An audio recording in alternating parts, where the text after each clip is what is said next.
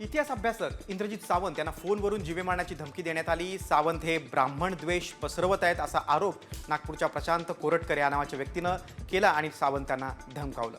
इंद्रजित सावंत यांनी यावतचं call recording फेसबुकवर post केलं आणि आता पोलिसांनी त्यांचा जबाब नोंदवलाय।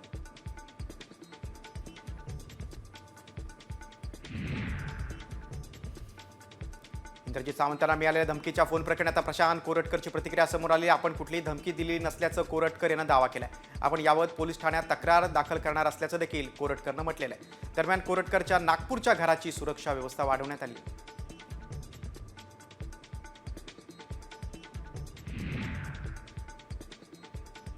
साम टीव्हीच्या बातमीची मुख्यमंत्र्यांनी दखल घेतली। इतिहास अभ्यासक इंद्रजित सावंतांना आलेल्या धमकी प्रकरणी मुख्यमंत्र्यांनी चौकशीचे आदेश दिले। कोल्हापूरच्या पोलीस अधीक्षकांना फोन करून त्यांनी चौकशीचे आदेश दिले। साम टीव्हीनं सर्वात आधी सावंतांना धमकी आल्याची बातमी दाखवली होती।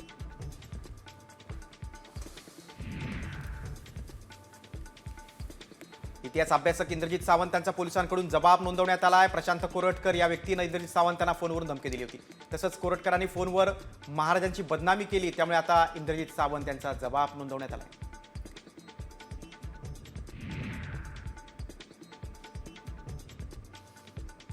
इंद्रजित सावंतांना धमकी देणाऱ्याला अटक करा अशी मागणी मराठा नेते विनोद पाटलांनी साम टीव्हीशी बोलताना केलेली आहे। इंद्रजित सावंत यांना घरात येऊन मारण्याची धमकी देण्यात आलेली आहे। सावंत हे ब्राह्मण द्वेष पसरवत असल्याचा आरोप करण्यात आलाय। प्रशांत कोरटकर नावाच्या व्यक्तीनं ही धमकी दिली।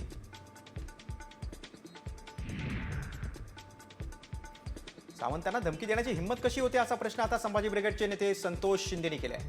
संभाजी ब्रिगेड इंद्रजित सावंतांच्या पाठीशी आहे, त्यांना धमकी देणाऱ्यांना संभाजी ब्रिगेड स्टाईल धडा शिकू असा इशारा संतोष शिंदेनी दिलाय।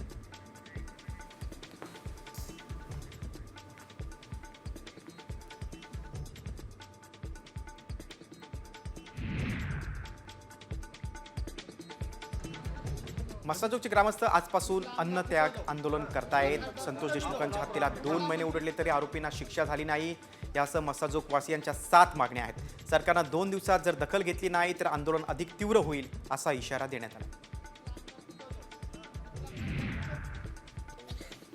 धनंजय देशमुखांनी वैद्यकीय तपासणी करण्यास नकार दिलाय। संतोष देशमुखांच्या आईची तसंच मुलगी वैभवीची आरोग्य तपासणी करण्यात आली आहे। सरपंच संतोष देशमुखांच्या हत्येला 77 दिवस पूर्ण झालेत। धनंजय देशमुखांचं मस्साजोगच्या ग्रामस्थांनी अन्नत्याग आंदोलनाला सुरुवात केली। खासदार सुप्रिया सुळे यांनी सरपंच संतोष देशमुखांचे बंधू धनंजय देशमुख यांना फोन केला। मस्साजोगमध्ये अन्नत्याग आंदोलन आजपासून सुरू झाले। या आंदोलनाची माहिती घेण्यासाठी सुप्रिया सुळेंनी फोन केला होता। तुमच्या आणि आईच्या प्रकृतीची काळजी घ्या असं खासदार सुळे यांनी सांगितलं।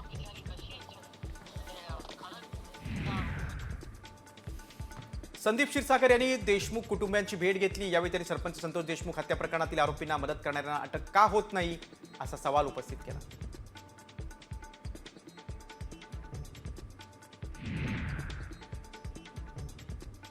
मस्साजोग ग्रामस्थांच्या आंदोलनाला वारकरी संप्रदायानं पाठिंबा दिलाय। वारकरी संप्रदायाचे प्रतिनिधी भागचंद महाराज झांजे यांनी स्वतः आंदोलनस्थळी उपस्थित राहून पाठिंबा दर्शवत अन्नत्याग आंदोलनात सहभाग घेतला।